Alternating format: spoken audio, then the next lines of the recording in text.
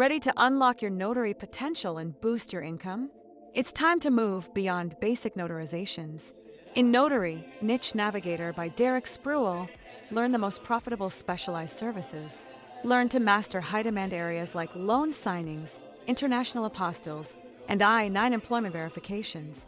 This essential guide offers new ideas to help you become the go-to expert in your field. Grab your copy of Notary, Niche Navigator by Derek Spruill today and start building your empire. Welcome to Notary Knowledge. It is Money Making Monday, and we are absolutely thrilled to have you tuning in today. Oh, yeah. Definitely the best day of the week. Without a doubt. You are listening to the show hosted by Marylyn and Eddie, and we are designed specifically to help you level up your notary business. Which is so needed right now. Exactly. Because, for anyone listening who feels trapped just waiting for the phone to ring, riding the roller coaster of that volatile mortgage market, we have something really special today to help you pivot. Right, because that reactive order taker mentality, it doesn't work long term. No, it doesn't. We are looking at how to transition into what is known as a savvy strategist. And that is the exact mindset shift you need. The mortgage market is entirely dependent on interest rates, housing inventory, all these macroeconomic factors that are completely outside your control. Totally out of your hands. Right. But a savvy strategist, they don't sit around waiting on the Federal Reserve to make a move. They step into a highly consistent, high-level niche, one that is practically immune to economic downturns. And the blueprint for that consistency is the nursing home lead protocol. Yes, absolutely. Think about senior living facilities for a second. We're talking everything from assisted living communities to those massive skilled nursing centers. They provide a literal captive audience for a notary. A completely captive audience. People are moving in, they are facing immediate health and financial realities, and they desperately need documentation. Yeah, and if you know how to position yourself, that entire ecosystem can quickly transform into a steady, really lucrative weekly route. It fundamentally changes your business model, You move away from those isolated one-off transactions, and you start building a systemic pipeline. Right, ongoing, high-value appointments. Exactly. But there is a catch. You can't just walk through the front doors of a medical facility and expect them to hand you a stack of sensitive legal work. I wish it was that easy, but yeah. You really have to understand the underlying mechanics of their ecosystem to even get your foot in the door. Which brings us to the first massive hurdle. And I think the instinct for a lot of professionals trying to break into a new market is just to blast it with marketing. Oh, the flyer blast. Right. You print out 200 glossy flyers, you drive to every single facility in a 10-mile radius, and you just leave a stack with the receptionist. And that strategy is a complete waste of time. And printer ink. Yeah, totally. Because those flyers, they go straight into the recycling bin behind the front desk. They really do. We're going to talk about exactly who you should be targeting instead right after we take a quick break. Commercial pause 1. And we are back. So, regarding that front desk, the receptionist is explicitly trained to act as a barrier against solicitors. Right, they are the first line of defense. Exactly.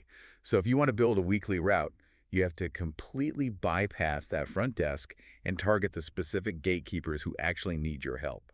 And in the senior living environment, those gatekeepers are the activity director and the social services director. Yes. And understanding why they are your targets, that is the real secret to getting in. So let's unpack the activity director first, because honestly, that surprised me a bit. I think it surprises a lot of people. Yeah, because when I think of an activity director, I unfairly just picture someone, calling out bingo numbers in a rec room. Why are they a primary target for a high-level notary? It's a super common misconception. Activity directors are actually under immense corporate and federal pressure. Really? Like federal pressure? Oh, absolutely. Their performance, and in many cases the facility's actual funding, is judged on resident participation rates and adherence to these incredibly strict federal guidelines. Wow, I had no idea it was tied to funding. Yeah. Specifically, they have to comply with the MDS, which is the minimum data set, and OBRA requirements. Okay, let's translate that for the listener, because that legal alphabet soup can get really dense. What do MDS and OBRA actually mandate for these facilities? Broadly speaking, the Omnibus Budget Reconciliation Act, or OBRA, it revolutionized nursing home care. It mandates that facilities cannot just warehouse seniors. Right. They have to actively care for them. Exactly. They must actively maintain or improve each resident's physical, mental, and psychosocial well-being. Okay, that makes sense. And the MDS is the clinical assessment tool they use to track all that well-being. So the activity director has to prove to state auditors that they are providing meaningful, therapeutic, and educational programming. Oh, wow. So they are constantly desperate for high-quality content to fill up their monthly calendars. Yes, they don't just want another game of bingo, they are drowning in compliance pressure. That completely flips the script on how you approach them then. Totally flips it. You're no longer selling notary services at that point. You are offering a solution to their programming panic. Precisely. You become a resource, not a solicitor. So the strategy is to pitch an educational workshop for the residents. Something titled like Legal Preparedness for Seniors. Exactly. Now, the other critical gatekeeper is the social services director. Their daily reality is managing family crises, coordinating discharge plans, and acting as the primary advocate for the residents. That sounds like a really heavy job. It is. Think about it. When a family gets the devastating news that a loved one suddenly requires emergency surgery, they invariably run to social services in an absolute panic. Because they don't have a power of attorney in place. Exactly. They are terrified and unprepared. So, by introducing yourself to social services before the crisis even happens, you basically become the lifeline that they can hand to that panicking family. You are their go-to solution. But I do have to push back here for a second, just playing devil's advocate. Pitching a formal workshop to corporate directors, it sounds pretty intimidating. Sure, it can feel that way at first. I mean, these people are insanely busy. Why would they give a local mobile notary the time of day? Well, it feels intimidating until you reframe the relationship in your head. You aren't begging for a favor. Right. You are throwing a life raft to professionals who are drowning in logistical challenges. You are offering a highbrow intellectual activity that fills an hour of their calendar, provides immense practical value, and checks off their federal compliance boxes. And usually at no cost to the facility, right? Yeah, exactly. It's a win-win. That makes total sense when you put it that way. But to actually get that life raft to them, you can't just send, a generic to whom it may concern email. Please don't do that. Right. You have to use a very specific outreach strategy. It's called the 3-1-4 follow-up formula, and you pair it with the 2-and-5 rule. The 2-and-5 rule is crucial. I absolutely love the 2-and-5 rule. It basically forces you to do your homework. You spend exactly 5 minutes researching the facility online to find 2 specific details you can reference in your outreach. It is a brilliant safeguard against looking like spam. Yeah, because if you just say, "Dear facility," they delete it. Exactly. For instance, maybe their website highlights a brand new memory care wing, or, you see on their social media that they just hosted a successful community art show. So you take those 2 details and weave them into your initial email. Right. It signals immediately that you are a serious professional who is actually paying attention to their specific community. So you send that highly personalized email proposing your workshop, and then you initiate the 3-1-4 formula. Because the reality is, they probably won't reply to the first email. Yeah, not because they hate the idea, but because, an emergency happened in the dining room and they just forgot to hit send. Exactly. So you follow up 3 days later. And if it's still crickets. You reach out exactly 1 week after that. Still nothing. You follow up 4 days after the second message. 3 days, 1 week, 4 days. The psychology behind that formula is really about persistence without being annoying, isn't it? Yes, it demonstrates that you are reliable and serious. If they don't reply after that final attempt, you just gracefully step back. You move them to a 6-month nurture list and focus your energy on the next facility. You never burn the bridge. Never. But let's say it works. They love the workshop idea. You come in, you deliver a great presentation on legal preparedness, and the residents absolutely love it. That's the dream scenario. Right. But the temptation there is to just pack up your bag, feel good about yourself, and go home. And that is a huge mistake. Getting your foot in the door is just the beginning.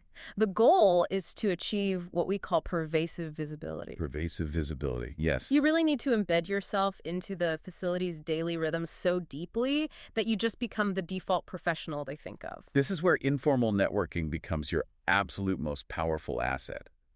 You have to understand that the ecosystem of a nursing home extends way beyond those administrative offices. When you finish an appointment or a workshop, you do not just walk out to your car. You schmooze. And a prime location for this is the facility gift shop. The gift shop. I would never have thought of that in a million years. Most people don't. But it makes perfect sense because those shops are usually run by dedicated volunteers who know everyone and talk to literally everyone. Exactly. They are the social hubs. If you leave a dozen high-quality pens with your branded notary info on them, those volunteers will use them. They'll hand them out. Yep, and they will remember the friendly professional who treated them with respect. That's so smart. And you also want to make strategic stops at the nurses' stations, right? Absolutely. Now, nurses generally cannot directly refer a specific private business to a family due to conflict of interest policies. Right. The corporate rules are pretty strict on that. Very strict. But when a distraught daughter asks a nurse, "Do you have any idea how I can get a notary here by 5 p.m.?" You want that nurse to instantly think of the professional who consistently drops off fresh donuts and leaves helpful rack cards at the station. You are building top-of-mind awareness. Oh, and speaking of critical relationships, there's one role that I found incredibly surprising when looking at the strategy, the facility chaplain. The chaplain is a massive, often completely untapped resource. Really? Oh, yeah. They are intimately involved in end-of-life care, palliative planning, and extreme family crisis management. Families frequently wait until the absolute 11th hour to execute end-of-life documents. It's just so stressful for everyone involved. It is. But by building a quiet, respectful relationship with the chaplain, you position yourself as a reliable, deeply empathetic professional they can comfortably bring into a room during those highly sensitive moments. That is profound. Even just leaving a few professional business cards at the free coffee stations or the waiting rooms outside the ICU, that puts your solution right in front of families who are sitting there just waiting and worrying. Exactly. They are worried about how to handle the logistical nightmare of a medical crisis, and there you are. Right. We are going to dive into the corporate side of this, which is a whole other beast, right after this short break. Commercial pause 2. Welcome back. So we've talked about informal networking and pervasive visibility, which is fantastic for generating those individual leads. It is, but we do have to address the corporate reality here. Yeah, because to truly lock in a facility as a weekly guaranteed route, a simple handshake with the local activity director just isn't enough anymore. No, it's not. Large senior living chains operate under centralized procurement departments. You have to navigate corporate compliance. Which honestly sounds like a complete nightmare of corporate red tape. You can be. We are talking about getting registered in corporate vendor portals like the Oracle Supplier Portal, right? Yeah. It is a lot of red tape, but honestly, you should view that red tape as a protective moat around your business. Oh, I like that. A moat. Yeah, keeps the lazy competitors out. Yeah. Registering in an Oracle Supplier Portal, or a similar system, means completing a formal intake process. You have to provide your W-9, your employer identification number, and establish your banking info for electronic funds transfers, or EFTs. Exactly. You are officially becoming a line item in their corporate accounting system. And you also have to agree to their vendor codes of conduct, which usually include strict non-solicitation policies. Meaning, even as an approved vendor, you can't just wander the halls knocking on residents' doors asking if they need a will notarized. Correct. You still have to be professional. But successfully navigating this portal is a monumental shift for your business. How so? It elevates you from an outside solicitor to a trusted, recommended extension of the facility's care team. You literally become their preferred vendor. So when the administration needs an institutional document handled, they don't just Google for a random notary. Nope. They look in their portal and they call you. But corporate procurement doesn't just let anyone into that portal. Getting that preferred vendor status requires meeting some incredibly rigorous risk management standards. They need to know you are not a liability to them. Right, and that brings us to the price of admission, which is insurance. And this is a point of frequent confusion for newer professionals. Many just believe that holding a standard notary bond is sufficient. But it's not, right? It is definitely not. A notary bond protects the public, not the notary. If you make an error that causes financial harm, the bond pays the affected party. But then the bonding company comes right back to you to collect the money they just paid out. Exactly. You are still on the hook. I love the analogy for this. Errors and omissions insurance. Your E&O, that is your armor in battle. While the bond is just your promise to play by the rules, E&O insurance actually protects you. Yes, that's a perfect way to put it. Let's say a grieving family member decides to sue, claiming you notarized a document when their father wasn't lucid, and it somehow cost them their inheritance. Your E&O insurance is what pays for your legal defense costs, the court fees, and any potential settlements. And senior facilities demand heavy armor before they let you interact with their vulnerable populations. Oh, yeah. We are talking high-level requirements here. We aren't diving into specific state stuff today, but broadly speaking, what do they want to see? To be an approved vendor, they will typically require you to carry general liability insurance. This is usually $1 million per occurrence and $2 million in aggregate. And that covers physical accidents, right? Exactly. If you leave your notary bag in a hallway and a resident trips over it and breaks a hip, general liability covers that catastrophic expense. You also need high limits on your E&O insurance, frequently between $100,000 and $1 million. Plus, because you are driving a vehicle onto their commercial property, they often require commercial auto insurance, usually a $1 million combined single limit. And sometimes they even ask for an umbrella or excess coverage policy of up to $3 million. It is a significant financial barrier to entry, I won't lie. But again, this is what separates the casual hobbyists from the savvy strategists. Absolutely. Because once you have this armor and your corporate approval, your weekly route will be driven by specific, recurring paperwork. And in the senior care setting, this is known as the Medical Five.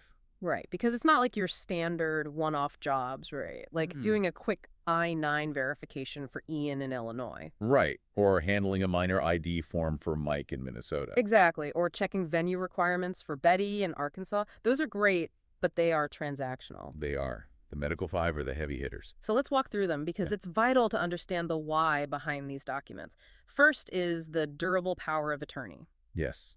Think about a complex power of attorney like you might handle for Paul and PA. When a resident enters a facility, their immediate problem is often how to pay for it if they can't physically get to a bank. Right. So the durable power of attorney grants a trusted individual the authority to manage their financial affairs. And crucially, it stays in effect even if the resident becomes incapacitated. Second is the Advanced Healthcare Directive. This one is emotionally heavier. Very heavy.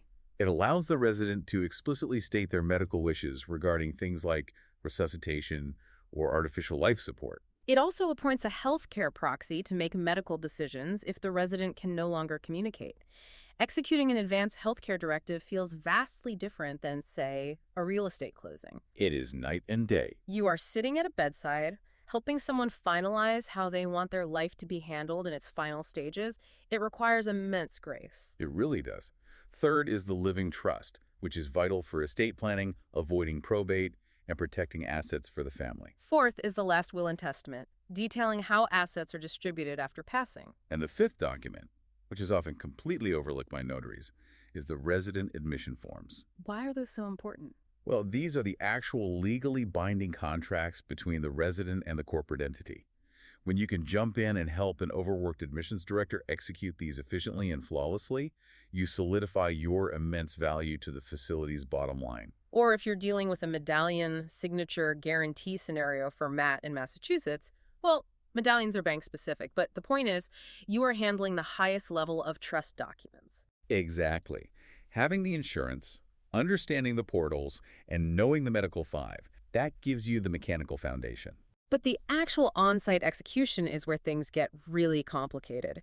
You are stepping into a highly sensitive, emotionally charged world. You are. You will routinely encounter signers with dementia, Alzheimer's, or patients in hospice who are heavily medicated. Which brings us to arguably the most critical role you play in this entire ecosystem, the ethical gatekeeper. Yes.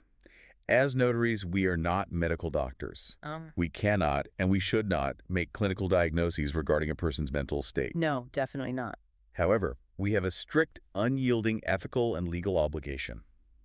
We must ensure that the signer is fundamentally aware of what they are signing and that they are doing so willingly, free from any coercion. But this is the part that always sounds great in theory. In practice, how do you actually assess awareness? I mean, I'm not a doctor. How do I know if the elderly gentleman in front of me is fully lucid or just nodding along politely because he's confused? It's a great question. You test it through natural conversation before you ever present a document or a pen. Okay, how so? You walk in, introduce yourself, and ask non-personal grounding questions. Ask them about the weather outside, or what they had for breakfast, or what they were just watching on television. So you're gauging their coherence, their memory, and just how clearly they communicate. Exactly. And then you escalate to the document itself. I always recommend asking the signer to explain the document back to you in their own words. Right. If they're signing a power of attorney, they don't need to understand the legal jargon. No, but they must be able to articulate, I am giving my daughter permission to handle my money. If they can't do that, you have a problem. You are actively looking for negative warning signs. Things like severe agitation, total unresponsiveness, extreme confusion, or constantly repeating the same question over and over. Yes. If you observe those behaviors, that is a massive red flag that capacity may be compromised. We're going to talk about what to do when you spot those red flags, right after this quick pause. Commercial pause 3. And we're back. So before the break, we were talking about cognitive warning signs. But that's really only half the battle, isn't it? It is. You also have to be hyper-vigilant about preventing elder abuse and undue influence. Sadly, financial exploitation by family members is a very real threat in these situations. It is absolutely heartbreaking, but it happens all the time.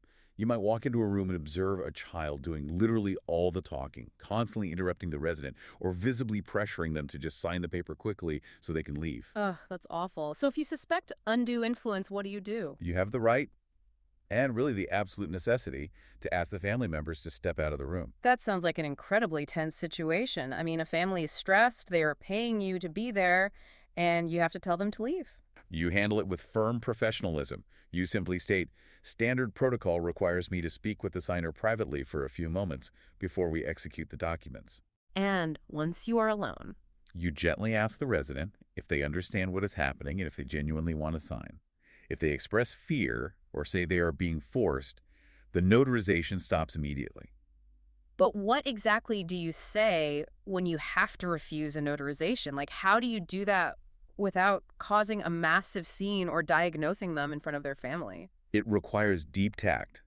You never offer a medical opinion. You do not say your father has dementia and can't sign. Right, that would be a disaster. You simply and politely terminate the session by saying, I am sorry, but I am unable to proceed with this notarization at this time. Keep it simple. Very simple.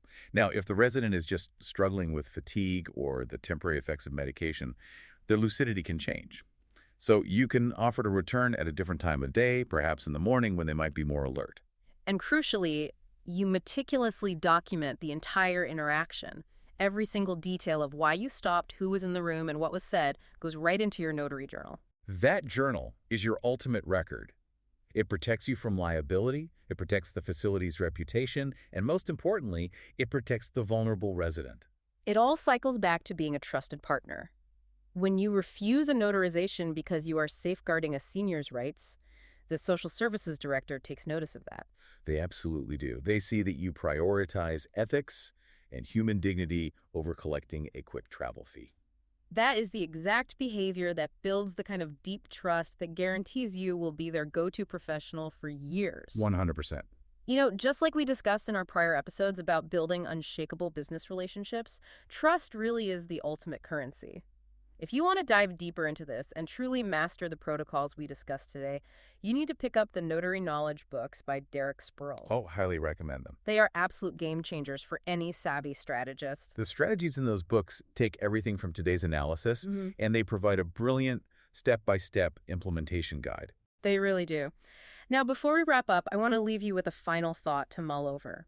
We hear so much chatter these days about technology taking over, specifically remote online notarization, or ON. Right, the webcam notaries. Exactly. People constantly worry that webcams and digital signatures are going to make the mobile notary obsolete.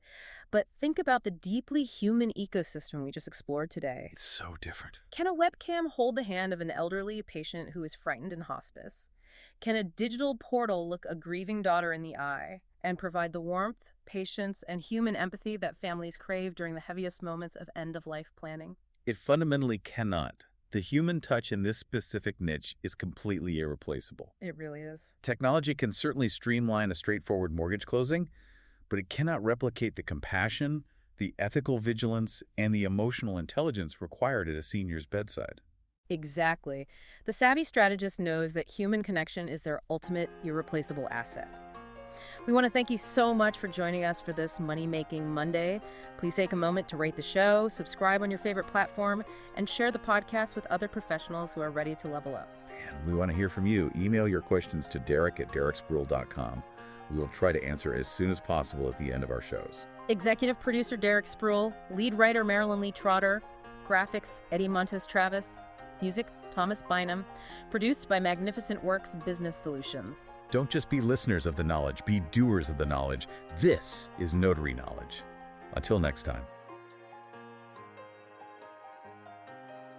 Fraud is a constant threat to your notary commission. You need a shield.